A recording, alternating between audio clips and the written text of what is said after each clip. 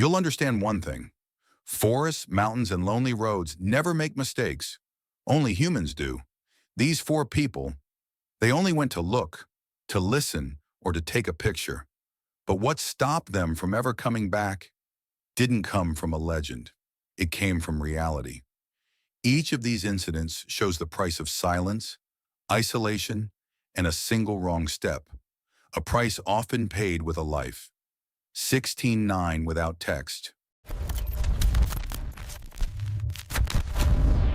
At 3:42 p.m., Emma recorded a 7-second video on her phone. It was one of those small, throwaway clips tourists make. Just wind brushing past the microphone, her quiet laugh, and a half-spoken line. This place, oh wow. It was the last recording she ever made. August 19, 2016. Silver Ridge National Park. Emma Carter had planned this trip for years. A quiet 27-year-old graphic designer from Portland, she'd save vacation days like coins. Each one a promise that she'd someday see the world instead of just designing posters about it. When her flight finally took her to Silver Ridge National Park, she texted her best friend a picture of the mountains and wrote, "I finally made it. This place feels like freedom." On the morning of August 19, she set out on Ridgeway Trail, a route listed as moderate, known for its sweeping views and sudden turns. Hikers that day remember seeing Emma. Light backpack, water bottle clipped to the side, camera swinging against her chest, and the kind of smile that made strangers smile back. She wasn't reckless. She wasn't inexperienced. She was just alone. And sometimes that's enough. The last moments. At 3:42 p.m., Emma recorded a 7-second video on her phone. It was one of those small, throwaway clips tourists make. Just wind brushing past the microphone, her quiet laugh, and a half-spoken line. This place, oh wow. It was the last recording she ever made. What investigators later pieced together was that Emma had stepped off the main trail to get a better view of the valley. The ground in that area was known to be unstable, a mixture of shale and loose dirt that looks solid until someone's weight tells the truth. Her footprints showed the story no one else saw. 2 steps, a slide, a scramble, and then nothing. Search teams found her backpack first. It had rolled down to a rocky outcrop, straps torn and dusty. Her camera was still inside, dented but intact. And the final photo she managed to take was a blurred image of her own feet, tilted sharply forward. A ranger who saw the photo said quietly, "It looks like the moment she realized she was falling." Emma had slipped nearly 60 meters, a fall no one could survive. Rescuers say she likely lost consciousness instantly.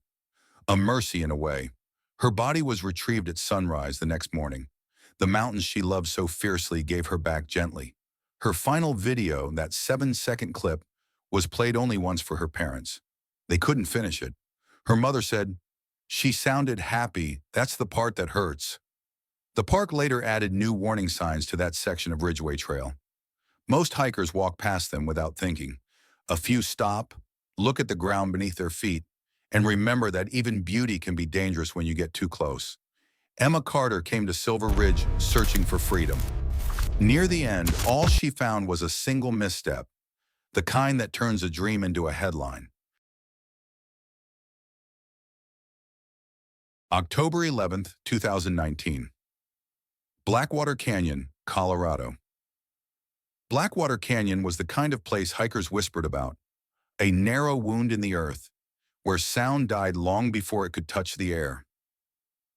The missing photographer, 29-year-old Liam Porter, a freelance nature photographer, had spent years chasing mountains, storms, and silence. Every night, he sent his mother the same short message, still safe, still alive. The morning he reached Blackwater Canyon at 6:12 a.m., he sent a new one. "Fog is insane today. Perfect shot. If I make it to the ridge." He never sent another message again. The final photograph. Later, a few hikers reported they had seen him. Camera around his neck, tripod on his shoulder, eyes locked on the canyon as if he were trying to memorize every shadow it held. At 3:09 p.m., Liam took his final photo, a crooked, slightly blurred shot of the canyon's edge, captured at the exact moment the ground beneath him began to crack. A microfracture in the shale rock, a fissure thinner than a fingernail, but deadly enough to end a life. The moment of the fall rescue teams later pieced together what happened from the footprints. One firm step, another step, a sudden slide, a half-formed shoe print on breaking stone, and then nothing. No struggle, no scream. The earth simply vanished beneath him, and he dropped straight into 400 feet of empty darkness. His camera shattered against the rocks below. Lens broken, body crushed, but the memory card survived. The 4-second audio. Inside it was a single audio file, only 4 seconds long. The shriek of wind, the scatter of falling stone, and then Liam's trembling, heart-wrenching, painfully human whisper. "Not now. Please." His final plea. Aftermath. They found his body the next morning. Fog wrapped around him softly as if the mountain was returning him with quiet regret. The entire section was permanently closed afterward. But locals say if you stand at the edge near dusk, sometimes the cold wind carries the faintest whisper, as if someone is exhaling the words, "Wait." Liam Porter came to capture the perfect photograph. In the end, he became the story, one that now lives forever in the canyon's silent, echoing walls.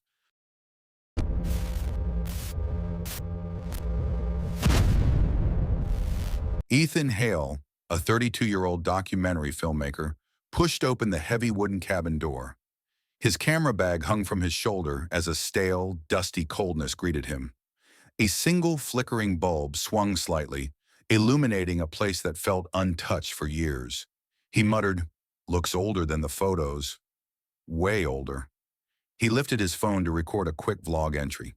He smiled at the lens, but a faint furrow appeared on his brow. "First night here? Feels peaceful," he whispered. A second later, "Maybe a little too peaceful." Something creaked behind him, but the footage didn't catch it. By night, the cabin became a lonely dot of dim yellow light in the sea of black forest. Wind moaned through the tall pines, bending them like silhouettes reaching toward the tiny structure. Inside, Ethan wrote notes for his documentary, but his focus kept drifting to the walls, listening. Lying on the worn bed, eyes half open, he watched moonlit shadows of branches stretch across the wooden wall, almost like fingers moving. The shadows shifted, slowed, stopped. Ethan sat up. The wind had stopped too. A faint thump, then another. Heavy, slow, deliberate footsteps outside the cabin door. He stared at the thin gap under the door. Dust trembled with each step. He held his breath. A dark, distorted shadow slid past the gap. Human-shaped but unnaturally tall. Ethan stood abruptly, boots scuffing the floor. The shadow paused, silent. Then it moved on. Panicked, he lunged to the switch and flicked it. Harsh light flooded the room, killing every shadow instantly. Silence. He didn't sleep the rest of the night. At sunrise, he pushed open the cabin door. Cold air rushed in. Something on the ground made him freeze. Boot prints, clear, fresh, deep, leading directly to the cabin door. Ethan followed them with his eyes. But they didn't lead away. Not a single print facing outward. His hands trembled as he lifted his DSLR. Click, click, click. On the preview screen, the prints looked even more threatening, like someone had walked straight toward him and never left. He typed a message to his best friend. Someone was here, and they didn't leave. He hovered over send, then hit it. He waited for a reply. None came. Inside, he searched the shelves for clues. A thick, dusty logbook, decades old, rested under cobwebs. He opened it. The last page read, "Someone keeps knocking, but no one is outside." Ink faded, edges torn. Ethan's heartbeat climbed. He exhaled, staring at the page, and then felt warm breath on the back of his neck. He spun around instantly. No one there. The room was icy cold. That night, he recorded a video by the lake, voice trembling. "If I don't respond by morning, get someone, please." Shaky hands, shaky voice, shaky soul. The lake was pitch black, still, but across the water, something tall, human-like, stood near the shoreline, motionless. Ethan's camera caught a glimpse. He ran. "La Tourance." The next morning, a ranger entered the cabin after Ethan's friend reported distress.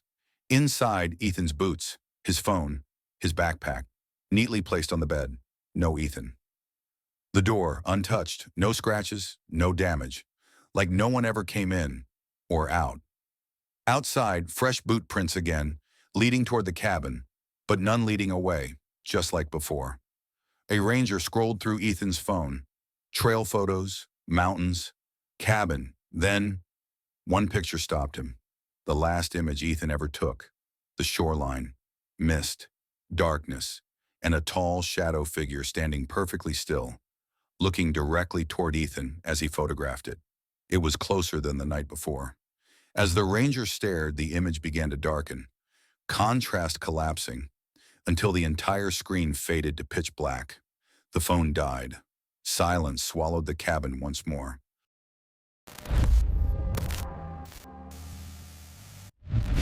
November 2nd, 2021, Red Hollow Railway. Montana Red Hollow was a deserted, 100-year-old railway line cutting through a frozen forest, a place where sound simply vanished.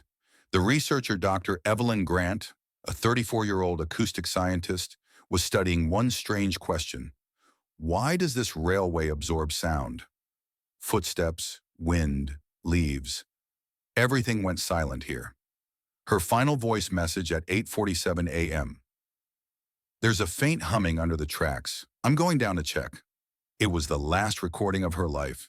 The tunnel beneath the tracks was an old maintenance tunnel, sealed by the railway decades ago.